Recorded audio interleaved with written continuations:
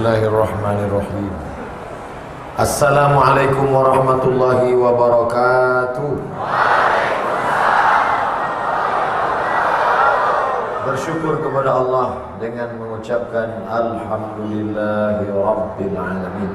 Berselawat kepada Rasulullah dengan ucapan Allahumma salli ala Sayyidina Muhammad wa ala ali Sayyidina Muhammad.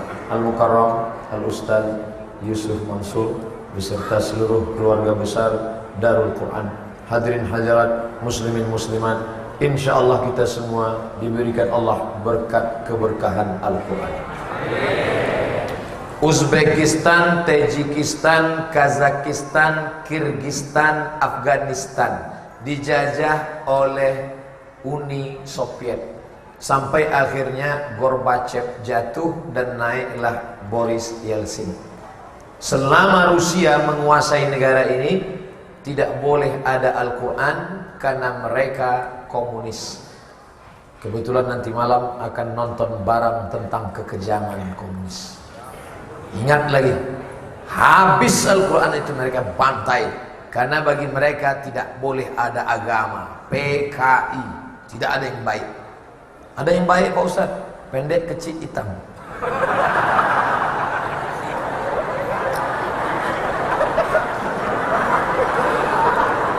Jadi mereka tidak boleh baca Quran, agama tidak ada karena mereka berkeyakinan ateism. A tidak, T Tuhan, is keyakinan. Ateism keyakinan tidak ada Tuhan. Menurut mereka Tuhan hanyalah halusinasi, imajinasi manusia yang sedang berada dalam keterpurukan, stres, depresi, lalu berangan-angan tentang Tuhan. Tidak ada Tuhan. Tuhan pernah ada, tapi Tuhan sudah mati, kata mereka. Tapi ketika Gorbachev jatuh, naik Boris Yeltsin, negara ini merdeka. Akhirnya Uni Soviet pecah menjadi Rusia. Sekarang dipimpin oleh Vladimir Putin. Apa yang terjadi? Di Uzbekistan, Tajikistan, Kirgistan, ketika mereka merdeka, banyak anak-anak penghafal Al-Quran. Cara ngapalnya gimana? Sedangkan waktu itu Quran dibakar, orang yang hafal Quran ditangkap, dibunuh. Bagaimana begitu merdeka anak-anak tiba-tiba bisa hafal Quran? Ternyata malam-malam keramik kamar dibuka satu-satu, diambil pasirnya digali, jam 2 malam sambil tahajud digali, dicicil, digali, dicicil, ditutup dengan kayu, dengan karpet, anak-anak dimasukkan ke dalam menghafal Quran dengan guru di tempat yang gelap. Gimana cara baca Quran tempat gelap? Kan gak bisa dibaca. Yang dipakai bukan metode membaca, tapi metode talqin, seperti yang dialami Sayyidina wa Maulana Muhammad sallallahu alaihi wasallam. Apakah Nabi bisa membaca? Ya.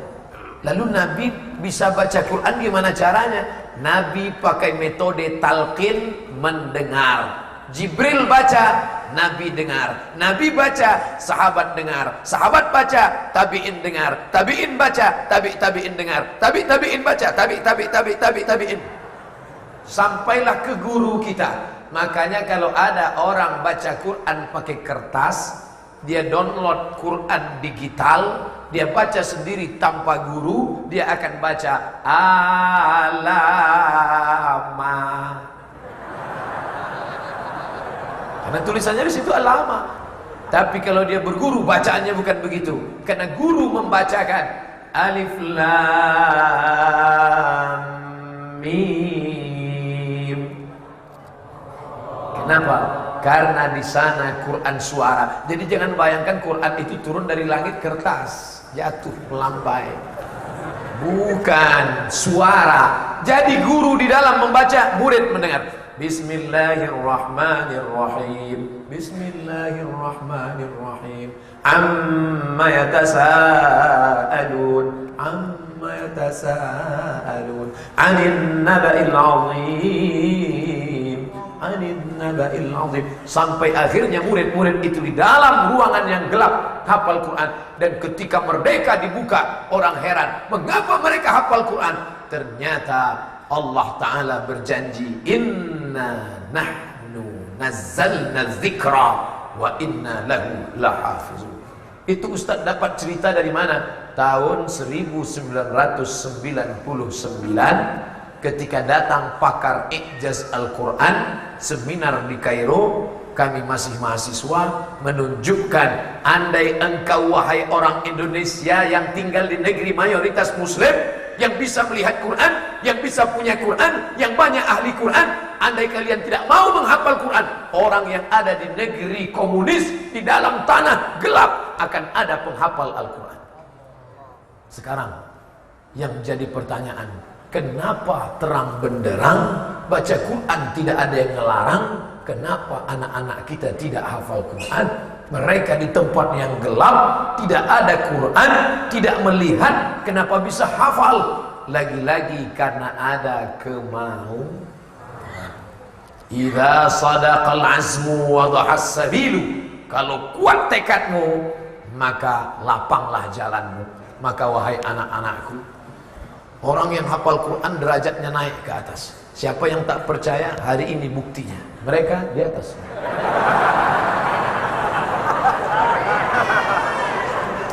Kita, mereka 30 juz di kepala mereka. Kita juz 30 aja hilang-hilang timbul.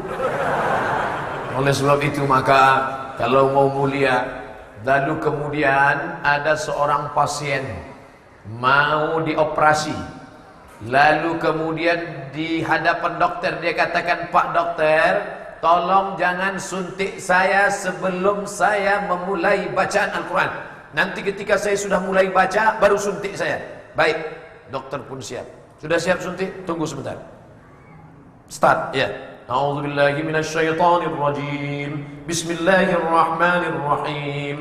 Alif lam mim. Dzalikal kitabu la raiba fihi hudan lil muttaqin alladzina yu'minuna bil ghaibi wa yuqimuna as-shalah wa mimma razaqnahum yunfiqun.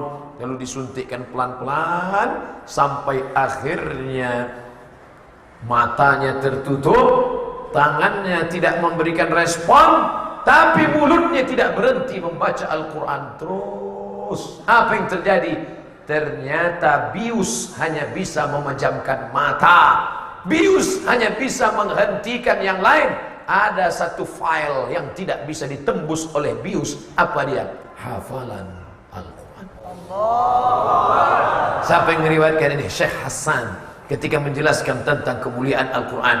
Yang lain boleh hilang, tapi itu tidak. Seorang penghafal Quran bawa kendaraan, malang tak dapat ditolak, untung tak dapat diraih, jatuh, kepala terbentur. Makanya sebelum pergi gunakan helm standar, klik baru jalan. Pesan Kepolisian Republik Indonesia. Tapi ternyata apa yang terjadi? Akhirnya musibah datang, jatuh. Anak lupa, istri lupa, rumah lupa, alamat lupa, nama sendiri pun lupa. Tapi ada yang tidak hilang dari kepalanya, file Al-Quran. Allah yang menjaganya, Allah yang mengingatkannya. Dia jatuh bolak-balik, Qurannya tidak hilang. Kita belum jatuh, sudah gak ada. Karena memang tidak pernah diset-upkan ke kepala kita. Salahkah ayah kita? Salahkah ibu kita? Tidak. Jangan kita salahkan. Saya sebenarnya dulu Pak Ustadz bisa kalau mau, tapi ayah saya nggak masukkan saya ke pondok tahfiz Quran. Ibu saya tidak masukkan pondok pesantren. Jangan salahkan mereka. Mereka sudah mendidik kita, membesarkan kita. Kita hidup saja sekarang sudah alhamdulillah. Bayangkan kalau begitu lahir dicekiknya. Lama kita mati. Membalaskan sakit hati kita, tidak bisa baca Quran, tidak bisa hafal Quran. Bukan begitu caranya. Tapi kita balaskan, anak kita mesti menjadi penghafal Quran. Berikut ini kita panggilkan Al-Hafiz, hafal 30 juz Quran, Ananda Fulan. Ketika dia baca, anak siapa itu? Anak saya. Bapak yang ngajar? Enggak, guru. Sekolahnya di mana? Darul Quran. Alhamdulillah. Saya ini orangnya bodoh, Pak Ustaz. Gak bisa baca Quran. Bapak gak usah ngaku, kelihatan kok. Saya Pak Ustaz bodoh Pak Ustaz. Tapi anak saya mesti hafal Quran. Jangan sampai salah. Saya ini bodoh Pak Ustaz. Maka saya balas anak saya mesti lebih goblok daripada saya. Jangan. Anak-anak, ini caranya membalaskan sakit hati masa lalu kita yang tidak hafal Quran. Ustaz Somad ini cerita tentang hafal Quran, hafal Quran, hafal Quran. Ustaz Somad hafal Quran enggak? Di Al-Azhar 4 tahun. Tahun pertama 2 juz, tahun kedua 2 juz, tahun ketiga 2 juz, tahun keempat 2 juz. 4 tahun di Al-Azhar 8 juz. Naik pesawat hilang 2 juz.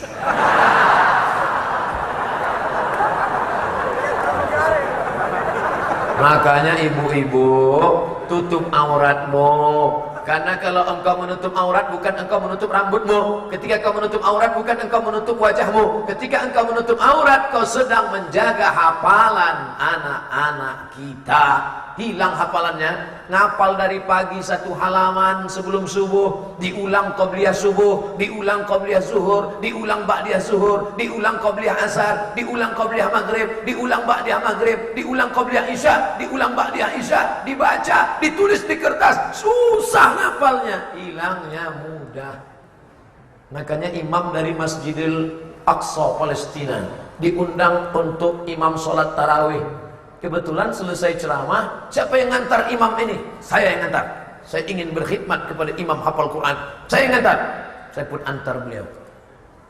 Saya antar beliau, lalu kemudian ingin beli roti. Ternyata imam dari Palestina nggak bisa makan lontong sayur, mencret. Makanannya roti gandum. Dan ternyata yang punya tempat jual roti gandum orang Belanda. Dia sudah lama pulang sejak 1945. Tapi ternyata toko rotinya ketinggalan. Tentu yang menjaga pakai pakaian Belanda. Tingginya 175, kainnya 100 cm. Dipakai ke atas, terbuka di bawah. Begitu imam mau masuk ke dalam, gak jadi dia masuk. Lebih baik saya gak sarapan daripada hafalan saya hilang. Jadi gak mau. Daripada saya lihat hilang hafalan saya, rusak otak saya, mendingan saya tidak sarapan. Kalau gitu Abdul Somad yang masuk. Masuk Abdul Somad. Ambil roti, bayar. Loh, Ustaz nggak takut hafalannya hilang? Udah lama hilang.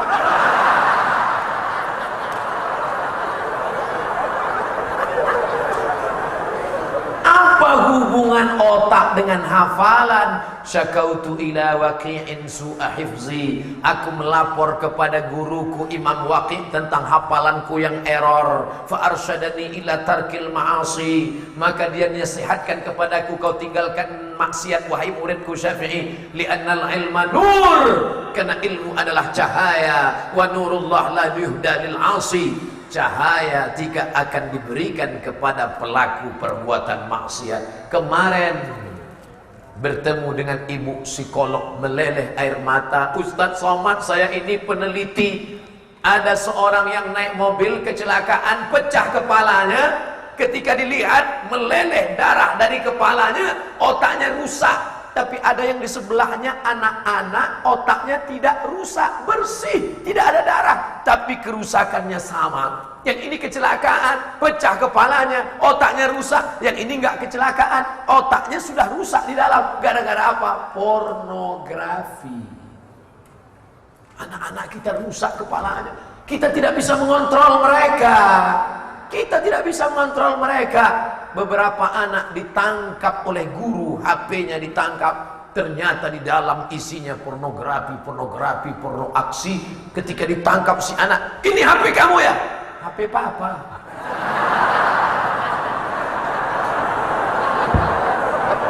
Kita tidak bisa menjaga anak-anak kita. Oleh sebab itu, di mana ibu pergi pagi wanita karir, pagi arisan, petang arisan, sore arisan, bisnis, pergi ke sana kemari, Papa jaga rumah, pel lantai, anak masak, dah papa. Bapak pergi pagi, pulang petang, peras keringat, banting tulang. Lalu bagaimana anak-anak ini? Maka serahkan ke lembaga yang terpercaya, Darul Quran. Selamat anak-anak kita. Hanya saja ibu-ibu kalau mau melepas anaknya, jangan lepas dengan tetesan air mata. Bukan begitu menunjukkan kau sayang. Kuatkan semangat. Hai anakku, 9 bulan 10 hari kau kukandung, 2 tahun kau kususukan, kulahirkan kau dengan meregang nyawa. Aku ingin engkau menjadi penghafal Quran. Belajar di sini. Gitu. Kuatkan semangatmu, belajar di sini. Gitu. Ini jangan dilepas dengan tangisan. Mama pulang ya. Jangan. Bangkitkan semangatnya. Hai anakku, nanti mama akan menghadap Allah mati sendirian. Kau tak bisa menolong mama, mama tidak bisa menolong kamu. Tapi kita akan membawa amal ibadah kita. Aku ingin engkau menjadi penghafal Quran. Nak, belajar sini. Begitu sudah keluar dari komplek, sudah agak-agak jauh, turun, nangis. Di pintu tol, nangis. Sampai ke rumah, Ustadz Somad, tiba-tiba saya lihat istri saya matanya bengkak sebesar telur angsa. Mama nangis kenapa? Anak kita, Pak. Anak kita.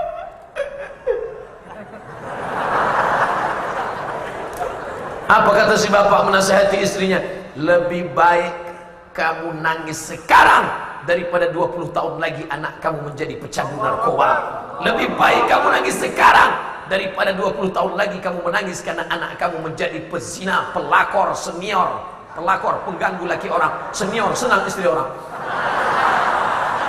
Lebih baik kamu menangis sekarang. Alhamdulillah Ustadz Somad, sejak saya nasihati istri saya, dia berhenti menangis dan dia tegar. Setelah itu, saya yang nangis. Ternyata bapak-bapak ini badannya saja yang gagah perkasa, hatinya lembut selembut sutra. Bapak harus kuatkan ibu. Jangan nangis, jangan nangis. Lalu si ibu komplain, enak aja papa ngomong jangan nangis. Yang mengandung 9 bulan 10 hari siapa? Saya. Yang muntah-muntah waktu ngidapnya dulu siapa? Saya. Yang melahirkannya meregang nyawa siapa? Saya. Yang menyusukannya 2 tahun siapa? Saya. Papa kan cuma datang sekali-sekali aja. Artinya apa? Bapak sama ibu harus ada kerjasama yang baik. Mereka ini tanaman. Tanamannya bagaimana? Kebetulan ada tanaman.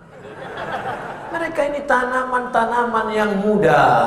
Tanaman yang muda harus dimasukkan dalam pot polybag. Nanti setelah dia batangnya keras, kuat, kokoh, silakan. Pohon yang besar di luar, nggak perlu lagi kita siram. Dia sudah kuat. Tapi kalau tanaman kecil ini banyak serangan. Ada yang memakan akarnya, ada yang memakan daunnya, ada hama merusak putihnya, apalagi daunnya yang hijau di atas itu ulat luar biasa. Ulat mau menyerang, pucuk. Oleh sebab itu maka ku tinggalkan engkau di sini. Nah, tahun pertama enggak ada belajar fisika, kimia, biologi, matematika, bahasa Inggris, enggak ada belajar. Tahun pertama pokoknya isi kepalanya Quran. Allah Akbar. Rumah yang dibacakan Quran, maka rumah itu tidak dimasuki setan. Kamar yang dibacakan Quran, kamar itu tidak dimasuki setan.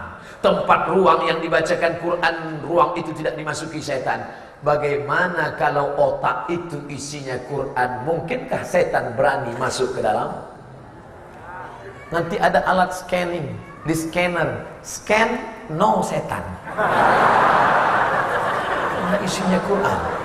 Tapi sebaliknya yang tak pernah baca Quran, Quran tak pernah hinggap di kepalanya, maka begitu di scan setan. Nauzubillah.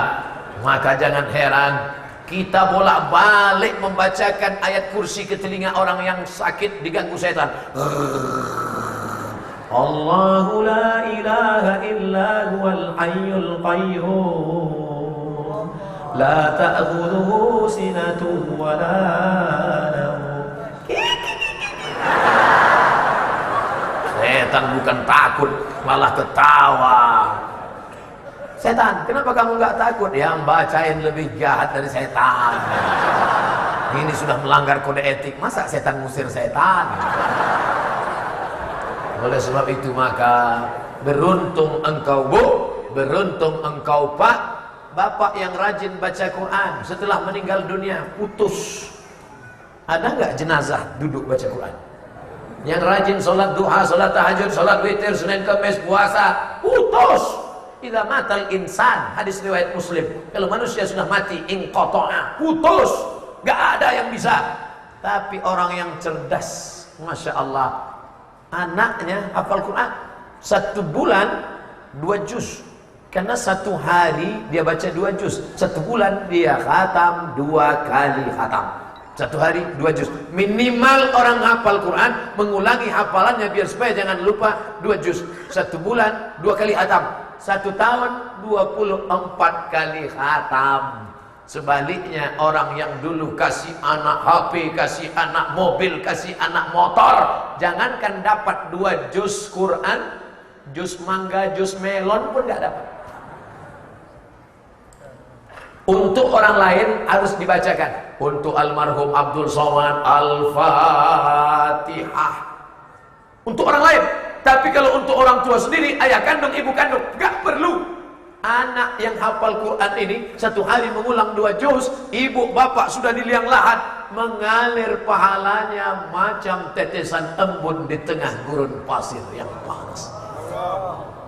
Nikmatnya punya anak hafal Quran 1 hari 2 juz, 1 hari 2 juz, 1 hari 2 juz, 1 bulan 2 kali khatam, 1 tahun 24 kali khatam. Malam dia sholat tahajud, Allahu Akbar, Bismillahirrahmanirrahim, Ar-Rahman Allamal Quran. Dia jadi imam, istrinya di belakang, mereka mengulang hafalan Quran sampai pahalanya ke makam kita. Selesai itu anak berdoa, Rabbil firli waliwalidayya warhamhuma kama rabbayani shaghira. Adapun engkau yang punya anak, bawa ke karaoke, nyanyi. Ingat, ketika kau mati, anak akan buka keyboard, dia nyanyikan lagu Mama. Itu kalau mamanya yang meninggal. Kalau bapaknya, ayah dengarkanlah.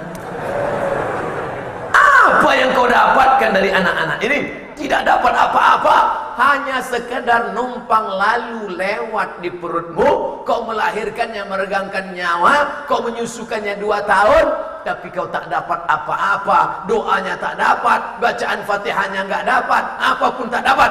Ketika engkau sudah meninggal dunia, 2 hari setelah itu baru dia datang pakai topi hitam, baju hitam, celana hitam, kacamata hitam, man in black.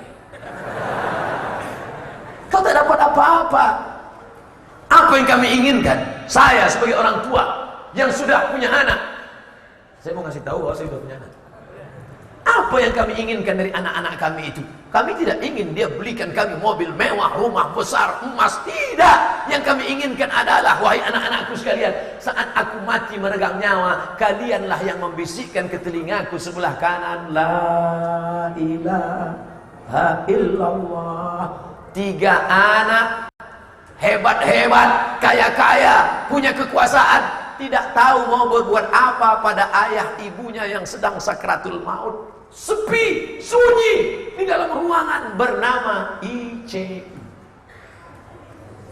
ICU, ICU, you don't see me. Kita bisa melihat dia, matanya terpejam tak bisa melihat. Di dalam itu sepi, sunyi, yang ada suara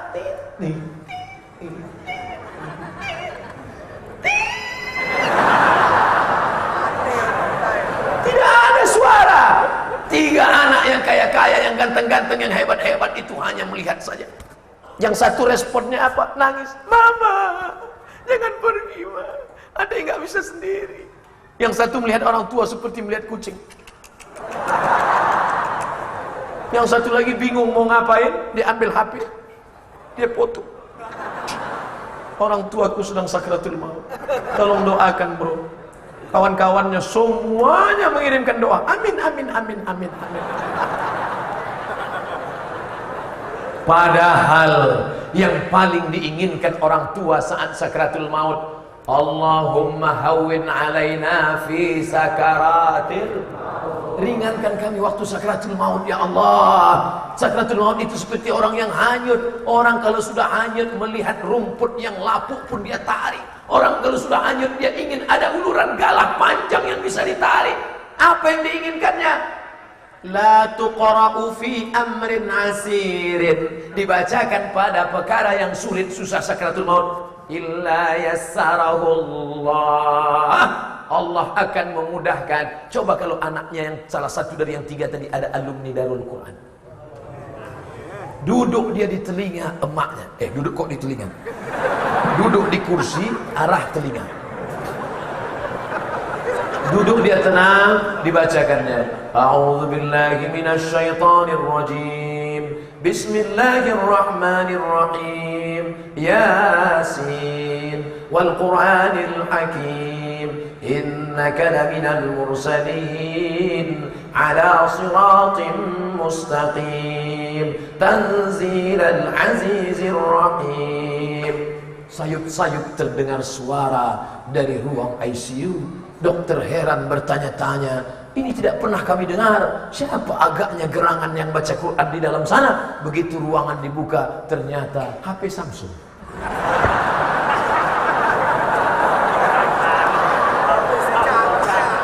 Anak tidak pandai baca Quran. Kalau dia alumni Darul Quran pasti dia baca. Tapi ini anak tidak pandai. Dia hanya pernah dengar ceramah. Kata Ustaz bacakan untuk yang susah sakratul maut surat Yasin. Akhirnya dia cari MP3 Yasin. Maaf ya Ma, adik nggak bisa, dengerin aja sendiri. Gimana?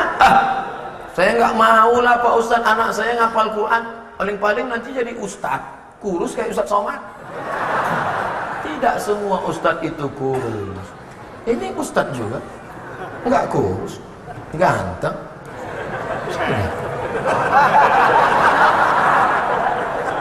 Tidak semua. Saya nggak mau lah kalau anak saya mau jadi ustaz. Tidak semua anak hafal Quran jadi ustaz. Ketua Ikatan Qari dan Hafal Quran se-Mesir sekarang, Syekh Nu'aina, bukan ustaz. Syekh Nu'aina apa? Dokter. Ustaz Somad, sekarang ada 160 anak penghafal Quran menjadi mahasiswa di Universitas Negeri 11 Maret Solo. 160 anak hafal Quran. Kenapa? Ustaz Somad, waktu saya ceramah di UII, Universitas Islam Indonesia Yogyakarta, apa kata Pak Rektor? Anak yang hafal Quran maka diberikan beasiswa gratis full. Dan banyak dokter-dokter spesialis hafal Quran. Orang yang hafal Quran otaknya itu cerdas, otaknya itu tajam, dipanaskan setiap hari. Quran yang 30 juz aja dia hafal, apalagi teori-teori, rumus-rumus kecil bagi dia. Apalagi turun malaikat memberikan kemudahan. Wa idza quri'al Quran, kalau ada orang baca Quran, fastami'u lahu, dengar baik-baik, wa ansitu, diam, la'allakum turhamun.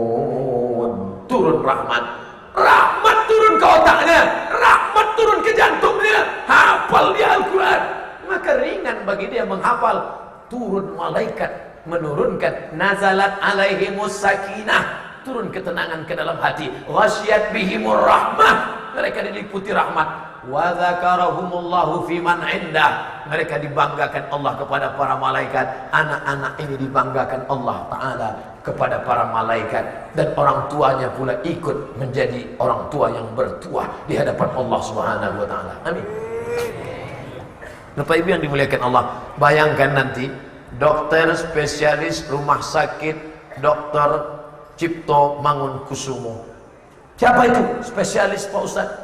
Masuk dia ke dalam ruangan ICU melihat pasien-pasien. Pasien semua, apa kabar? Tentu sakit. Sakit. Tapi begitu mereka membuka mata, baru melihat wajahnya yang sejuk bekas air wudhu sholat duha. Masuk dia bawa jarum suntik. Pasien semua, pagi ini mari kita mengingat Allah, tenangkan hati kita dengan zikir. Dengarkan bacaan saya ya. Bismillahirrahmanirrahim, Yasin Apa kata ibu-ibu yang sakit di situ? Ya Allah, tenangnya hati melihat ibu dokter. Andailah ada anakku laki-laki, ku pinang. Kebetulan ada juga bapak-bapak di situ sakit keras kronis. Apa kata si bapak? Ya Allah, kalau panjang umurku mati biniku, ku pinang. Itu beda bapak-bapak sama ibu-ibu. Ibu-ibu kalau ingat sesuatu ingat anak. Kalau bapak-bapak ingat anak juga. Bapak Ibu yang dimuliakan Allah Subhanahu wa taala. Jadi jangan bayangkan, untuk apa anak saya hafal Quran? Nanti kalau tamat jadi apa? Paling-paling jadi imam tarawih. Dia jadi tentara, tapi tentara yang hafal Quran. Dia jadi polisi, polisi yang hafal Quran. Begitu nanti ada razia, dia semprit. Prit! Mana STNK BPKB? Bismillahirrahmanirrahim. Tidak bisa disogok pakai Al-Quran. Ini aturan harus dipakai sebelum berangkat. Pakai dulu helm standar. Sebelum berangkat, yakinkan STNK, BPKB, pajak sudah dibayar, SIM A dan SIM C. Saya kemana-mana bawa dompet, ini ada SIM dapat. Walaupun saya naik pesawat. Mana tahu di tempat pengajian tiba-tiba driver, supir sakit perut, saya yang akan bawa. Sampai ke tujuan dengan selamat. Kok bisa cepat sampai Pak Ustaz? Di depan ada polisi. Porenjes atau Porenjes? Bayangkan apa yang membuat mereka. Dia bisa menjadi polisi, dia bisa menjadi tentara, dia bisa menjadi dokter spesialis, dia bisa menjadi akuntan publik, dia bisa menjadi insinyur, dia bisa menjadi arsitek. Itu hanya casingnya saja, tapi isinya di dalam tetap Al-Quran. Polisi, tentara, lawyer, advokat. Advokat itu pengacara, bukan yang coklat hijau-hijau. Mereka bisa duduk satu majelis. Satu casingnya polisi, satu casingnya tentara, satu casingnya angkatan laut, satu casingnya TNI Polri, satu casingnya pengacara, satu casingnya advokat, satu casingnya dokter spesialis. Itu casingnya saja. Tapi begitu mereka duduk bersama, semuanya connecting, terkendali, sama-sama mengulang hafalan Al-Quran. Itu yang diinginkan oleh alumni Darul Quran 2028 insyaallah. Amin. Hari ini Ustaz Somad ceramah di sini 2018. Yang sekarang SMP kelas 1 3 tahun. Setelah itu dia SMA 3 tahun. Setelah itu dia kuliah 4 tahun. 2018 Abdul Somad di sini. 2028 Abdul Somad diundang lagi, bukan dengan santri-santri, tapi acara apa? Reuni akbar alumni Darul Quran. Ketika sedang kata sambutan dari pembawa acara, protokol pembukaan, tiba-tiba datang helikopter. Itu siapa? Entrepreneur. Kok datang kemari? Alumni sini. Dia punya kebun apa? Punya kebun sawit. Loh, petani. Memang dia punya kebun sawit. Berapa hektar? Sejauh matang mana? Di samping sawit dia nanam karet juga. Di mana? Di Kalimantan, di Sulawesi, di Sumatera. Banyak. Ya cukuplah untuk 70 keturunan. Datang dia kemari. Tiba-tiba tak lama setelah itu datang satu pakai jas, pakai dasi, bagi-bagi brosur. Itu siapa? Caleg.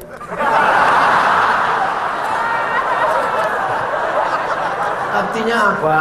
Dia memang hafal Quran, tapi nanti dia akan menjadi anggota legislatif yang duduk jihad parlemen. Kalau dia duduk nanti di DPR kota, DPR provinsi, DPR pusat, DPD, dia duduk di sana parlemen. Apa yang akan dia keluarkan? Dia akan keluarkan peraturan PNS penghafal Quran dapat kuota tahun ini 1.000 orang. Maka imam-imam masjid digaji melalui APBD dan APBN. Kenapa dia perjuangkan? Karena dia penghafal Quran. Maka dengar baik-baik, pandang baik-baik, renungkan baik-baik, dudukkan di parlemen. kita akan memilih itu nanti DPR kota, DPR kabupaten, DPR provinsi, DPR pusat, DPR RI, DPD. Dudukkan orang-orang yang peduli Al-Quran. Mungkin sekarang dia belum hafal Quran, tapi paling tidak anaknya para penghafal Al-Quran. Dia akan peduli itu insya Allah. Amin. Ini Ustaz Somad nih ngawur nih. Mana mungkin bisa kota Jambi. Tahu di mana Jambi? Sumatera, di samping Riau. Bahasa Arabnya di samping Jambi. Kota Jambi mengangkat pegawai 100 anak penghafal Quran diangkat menjadi PNS. Ini Ustadz Somad mana mungkin jatah dari BKN? Sebagiannya PNS, sebagiannya Honda. Loh, kok Honda? Honor daerah. APBD diambilkan untuk mereka, diangkat sehingga masjid-masjid berkualitas. Sekarang cobalah kita sholat di masjid yang di pinggir-pinggir jalan kalau kita sedang mudik. Waladhdallin, amin. Ijazah. Assalamualaikum warahmatullahi wabarakatuh. Assalamualaikum warahmatullahi. Kita tanya makmum di situ, Pak, kok bisa dia maju jadi imam? Untung dia ada. Kalau dia nggak ada, nggak buka nih masjid. Tapi kalau ada kontribusi negara di dalam, imamnya, bilalnya, muadzinnya hafal Quran. Allahu Akbar, Allahu Akbar. Maka semangat jamaah. Kadang jamaah ini nggak juga bisa kita salahkan. Mendengar azannya aja dia udah takut. Horor. Allah.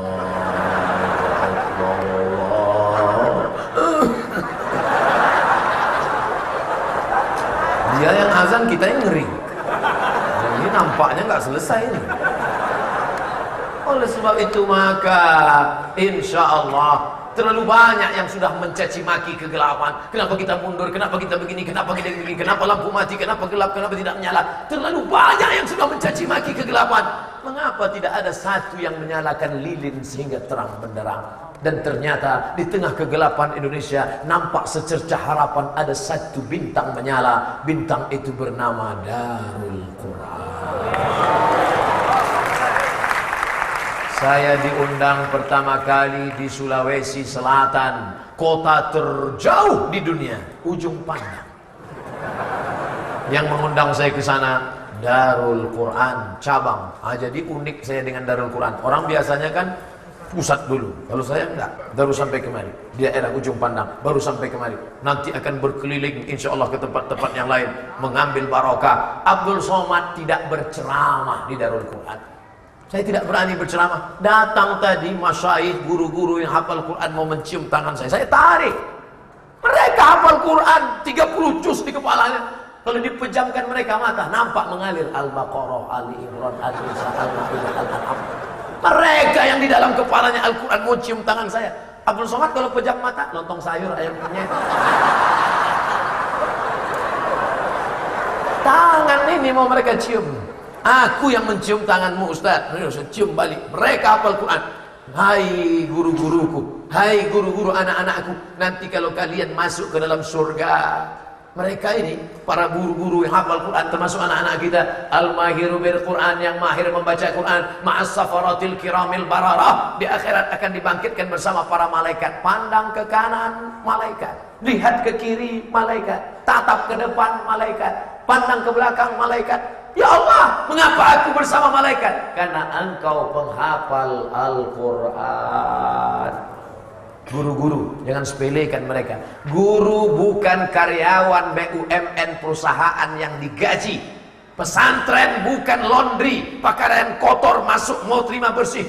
Guru adalah partner saudaramu. Wahai bapak ibu guru penghafal Quran, aku tidak sanggup mendidik anakku. Aku sibuk mencari nafkah rezeki, mencari dunia. Aku titipkan anakku kepadamu. Tolong aku di hadapan Allah Subhanahu wa ta'ala. Ini banyak yang salah paham tentang guru. Ketika sampai ke sekolah, ke pesantren, yang ditanya bukan hafalan anak, tanya, mana telingamu yang dijewer guru? Mana yang biru-biru kemarin? Mau kulaporkan engkau. Nanti kita keroyok sama-sama gurumu. Aku Komisi Perlindungan Anak, bapak dari kepolisian, mana gurumu? Biar kita tangkap, kita mainkan dia. Guru adalah sahabat kita.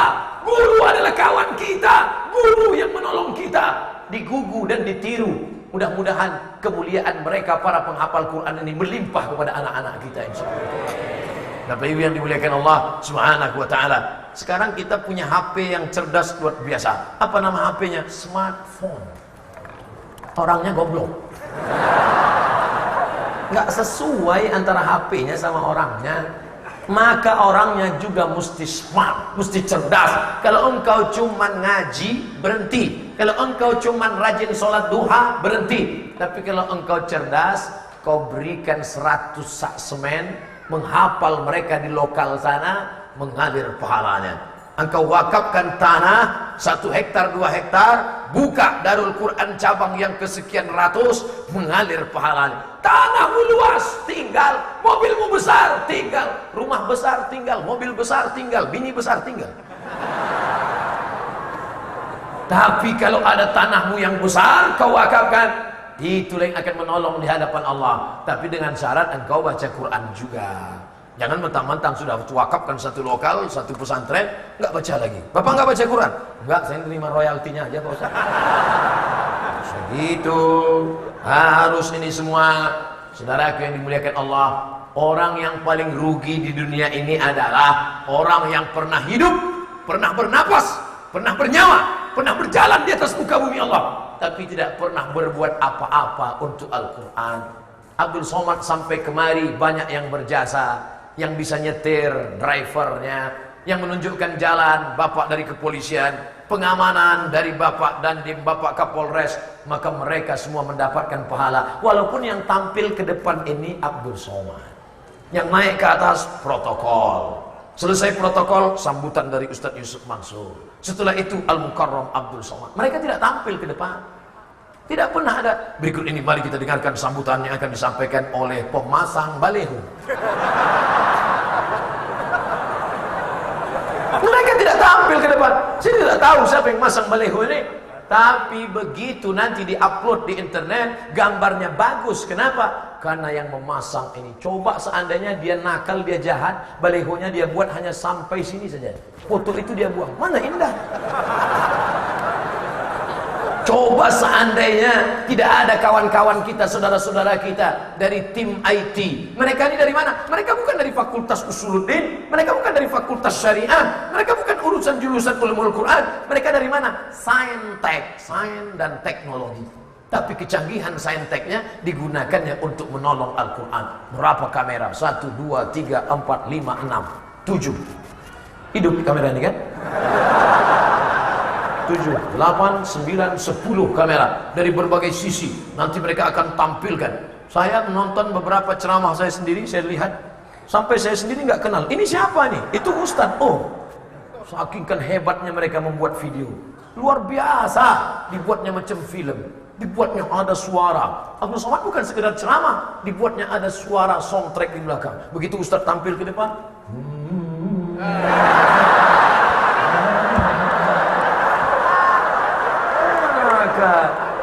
itu otak mereka, sehingga orang yang nonton tidak lagi terkesan ceramah. Sekarang banyak orang yang takut dengan ceramah. Begitu dia lihat ceramah, wah ini sakratul maut ini, wah ini cerita neraka ini. Tapi begitu dipoles oleh anak-anak, adik-adik kita yang hebat, dia buat di situ ada bunga-bunga, dia buat di situ ada gambar-gambar karikatur, dia buat ada pertanyaan, maka orang melihat video itu santai, sehingga banyak orang-orang yang belum tersentuh hidayah. Ayyahdiyallahu bika rajulan wahidan, satu orang dapat hidayah karena tanganmu, karena videomu. Lalu bagi kami ini gimana Pak Ustaz?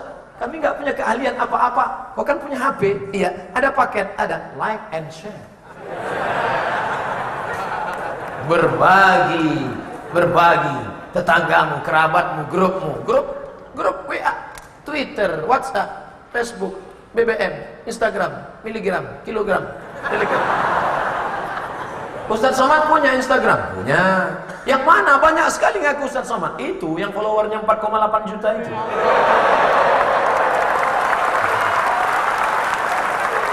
Ayolah.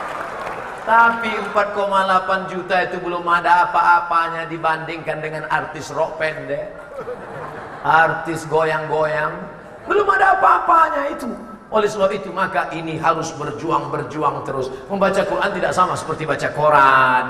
Abjad kita A, B, C, D, E, F, G, A. Tapi bahasa Arab nggak begitu. Untuk S aja ada 4. Sa, sya, so. Sa, sya, so, sa. Tak sama, nggak bisa nyebut. Kamu tadi dari mana? Ceramah Ustaz Somad. Tak bisa.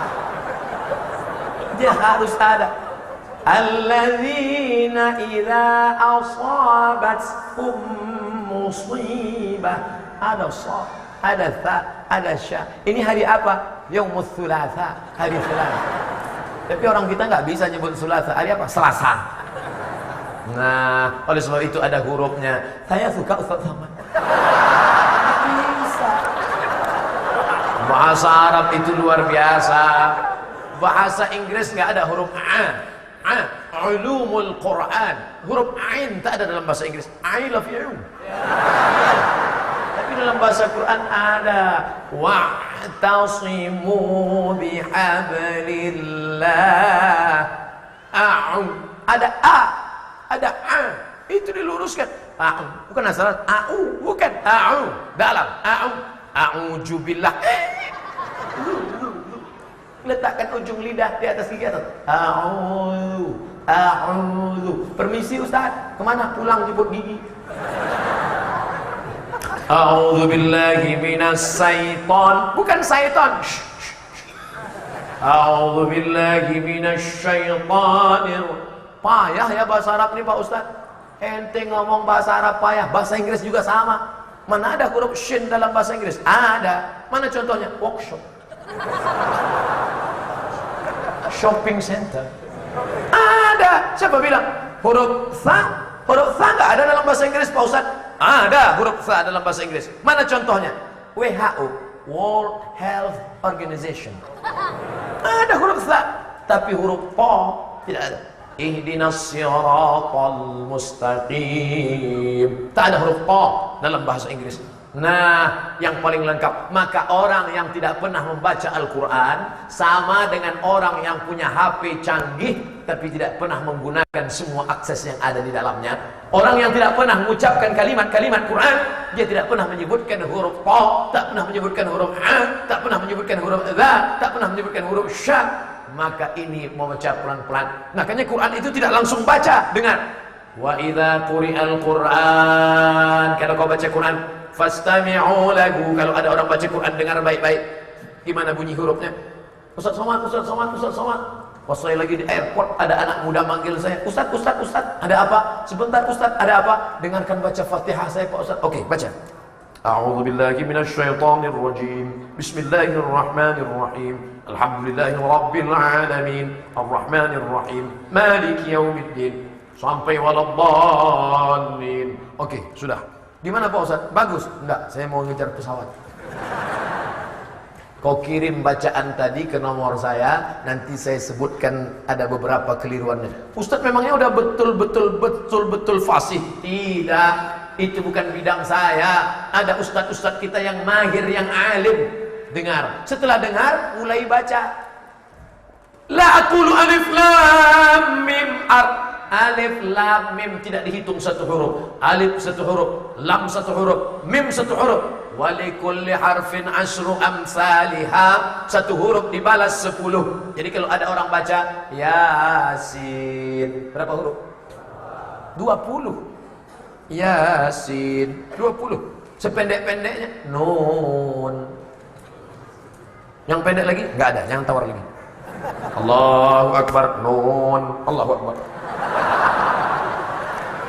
Dia baca satu huruf, balasannya bukan satu, tapi satu huruf 10. Jadi kalau ada orang kaf ya ha ain, maka dia sudah mendapatkan huruf. Jadi kalau begitu yang tidak lancar jangan berkecil hati, karena kalau lancar hurufnya dikit, tapi kalau nggak lancar banyak.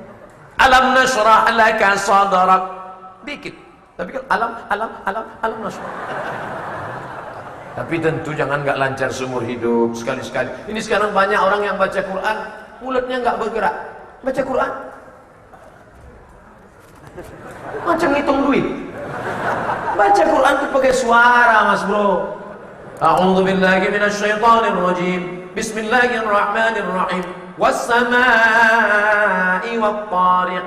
Wa ma adraka mat-tariq. An-najmu ats-tsaqib. In kullu nafsin lamma 'alayha hafiz. Falyanzuril insanu mimma khuliqa. Jelas bacaannya. Ini ada juga yang baca Quran, awalnya nggak kedengaran, ujung-ujungnya aja. Turun jauh. Fayakun. Apa? Yang lebih parah lagi dari awal sampai ujung nggak kedengaran. Ente baca apa tuh? Quran Pak Ustaz. Kok nggak kedengaran? Quran silent. Ada nafasnya, ada makharijul hurufnya, ada idgham, ada ikhfa, ada qalqalahnya, ada matnya. Maka baca, tarik nafas. A'udzubillah. Kami dulu waktu kecil bagaimana cara menahan nafas pakai botol, dibawa mandi di sungai, botolnya. Tahan nafas tegak. Wah, baru setengah botol. Untuk apa? Karena tidak boleh berhenti sebelum wakaf. Tarik nafas. A'udzu billahi minasyaitonir rajim. Bismillahirrahmanirrahim. Huruf besar, ha, huruf kecil. Bagaimana membedakannya? Letakkan jari di dada. Kalau bergetar dada, ha besar. Tapi kalau enggak bergetar, kecil. Tapi gosok gigi dulu. Kalau enggak nanti dua kemungkinan. Kalau enggak murid pingsan, guru pingsan. Atau dua-duanya sama-sama pingsan. Seorang keluarga negaraan Indonesia diterima mendapatkan beasiswa dari 14 orang dunia, mendapatkan beasiswa di Khartoum, Ma'had Khartoum lil lughatil arabiyyah li ghairi natiqina biha, di Sudan. Sampai di sana apa kata Bapak Fulan bin Fulan? Kami bingung Pak Ustaz, ternyata bukan belajar nahwu, belajar sharaf, belajar menyebutkan huruf-huruf, diletakkan kapas di tapak tangan, belajar menyebut huruf fa. Sebutkan huruf fa. Fa. Nggak ada yang lulus. Ternyata ketika dia sebut huruf, kapasnya terbang. Fa. Salah. Yang betul adalah kapasnya keluar duluan, baru hurufnya keluar. Itu tidak ada sehalus itu. Ambil kapas, pulang dari sini ambil kapas. Pa. Gimana? Ini bukan main halus luar biasa. Belajar bahasa Al-Quran. Dan tidak hanya sekedar paham hurufnya, mengerti maknanya. Baca Quran potong-potong. Ya ayyuha, hai orang-orang allazina yang amanu, beriman, kutiba, diwajibkan alaikum, bagi kamu, as-siyam, puasa, kama, sebagaimana kutiba, diwajibkan ala, bagi orang-orang min qablikum, sebelum kamu, la'allakum, mudah-mudahan tattaqun. Ada Qurannya, ada terjemah potong-potong, ada tafsirnya, ada asbabun nuzulnya, ada tajwidnya, ada Qur'annya, ada ayatnya, ada terjemahnya, ada tafsirnya, ada asbabun nuzulnya, ada tajwidnya. Harganya berapa? 300.000. Sementara sepatu alas kaki dari tai ayam 500.000. Bukan begitu memuliakan Al-Quran. Memuliakan Al-Quran sebagai, ada orang-orang nanti ketika mati diperiksa matanya cuma 2 kali lihat Quran. Yang pertama ketika Al-Quran sebagai mahar nikah. Mana mahar saya, mana mahar saya, mana mahar saya. Nih. Yang kedua ketika nggak mati-mati dibukakan Quran, mati langsung. Datang tamu ke ruang rumah yang megah, yang cantik, melihat di dalam lemari kaca ada Quran. Qurannya di dalam kotak kayu jati yang disampul dengan kain sutra. Tamu pun menggelengkan kepala, Masya Allah. Ini apa Mbak? Itu mahar saya waktu nikah dulu Quran. Pernah dibaca? Aku nikahkan engkau dengan anakku dengan mahar seperangkat alat sholat dan kitab suci Al-Quran. Gak pernah dibuka sampai mati. Betapa indahnya ketika menikahkan dengan calon menantu. Hai calon menantuku, ya bapak calon mertua, aku nikahkan engkau dengan anakku dengan mahar mengajarkan surat Ar-Rahman tunai. aku terima. Malam-malam kedengaran menantu mengajarkan anak kita, buah hati belayan jiwa. Bismillahirrahmanirrahim. Bismillahirrahmanirrahim. Ar-Rahman, Ar-Rahman. Apa kata mertua di samping? Siapa itu, Mak? Suara apa nih jam 2 malam? Menantu kita sedang ngaji habis tahajud bersama. Masya Allah, Pak, kita udah 25 tahun nikah nggak pernah tahajud. Mantu kita di sebelah, mereka pun mulai melihat-lihat, mau mendengar suara. Begitu mereka buka pintu, ternyata TV belum mati. Menantu, kenapa? Menantunya bukan alumni Darul Quran. Tapi makanya nanti kalau bapak-bapak, ibu-ibu mencari menantu, langsung tanya saja, kamu mana? Gak perlu fit and proper test, cukup tanya, alumni mana? Darul Quran. Masuk. Gak ragu kita. Ini sekarang yang dicari dunia. Begitu datang calon mantu, langsung buka gorden, intip dari jendela. Oh, enggak kita terima, Pak. Kenapa? CB 100, Kap 70. Tapi begitu datang bawa mobil mewah, ini yang kulihat dalam istiqorohku tadi malam. Ini ya, Pak. Jangan dulu, Ma. Ojo kesusu. Mana tahu? Enggak, pokoknya nikahkan. Begitu dinikahkan seminggu selesai, anak pun pulang menangis berurai air mata. Mama, kenapa? Rental.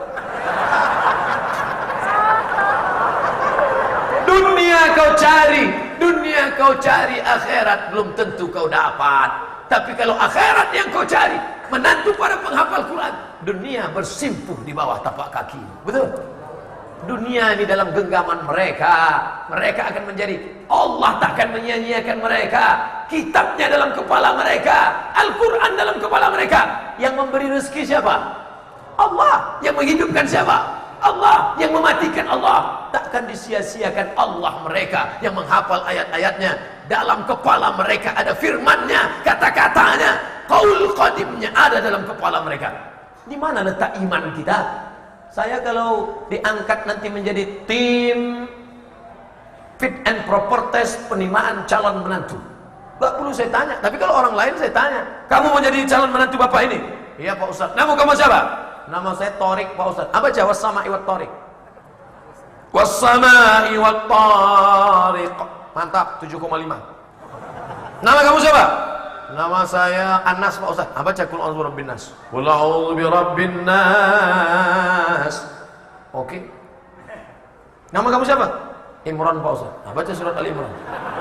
Wah, itu panjang tuh, Pak Ustaz. Tidak sesuai nama. Tapi saya sehari-hari di lingkungan dipanggil Kulhu, Pak Ustaz. Baca Kulhu. A'udzu billahi minasyaitonir rajim. Bismillahirrahmanirrahim. Qul huwallahu ahad, Allahus samad. Lulus. Nama saya dia sebut. Lulus fit and proper test pertama, masuk ke ruang berikutnya, Ustadz Yusuf Mansur yang ngetes.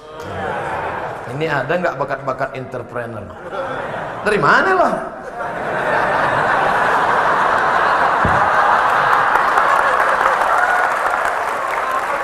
Baca. Apa ayat yang lo bisa? Baca. Dia baca. A'udzubillahi minasyaitonirrajim. Wa jaa'a ikhwatu Yusuf. Lulus. Andai dia baca. Saudara yang dimuliakan Allah Subhanahu wa taala, saya tadi sungguh demi Allah tak tahu nanti kira-kira di Darul Quran ini apa yang akan saya bahas. Tapi ternyata bersama para ahli Quran, malaikat berada, mengalir begitu saja, mengalir, tak terasa sudah habis 1 jam lebih. Saya tegak di sini tadi jam 8 pas, sekarang jam saya menunjukkan 9 lewat 10, 70 menit saya sudah tegak berada di sini. Tak terasa. Kadang di tempat lain ceramah baru sebentar rasanya, lama sudah ceramah 15 menit. Sudah ceramah, pegal rasanya, baru 15 menit. Begitu turun, kapan itu Pak Ustaz? Waktu mau buka bersama. Tengok, belum juga azan. Selesai acara makan, lalu kita ngomong sama jamaah, Pak, ya, tadi saya ceramah terasa lama betul. Pak Ustadz terasa lama ya? Iya, kami lebih lama lagi. Nanti kalau ada yang nanya, siapa yang ceramah di Darul Quran tadi? Ustadz Somad. Apa isinya? Entah, dia ngomong-ngomong aja. Jelas Ustadz dia ngomongnya.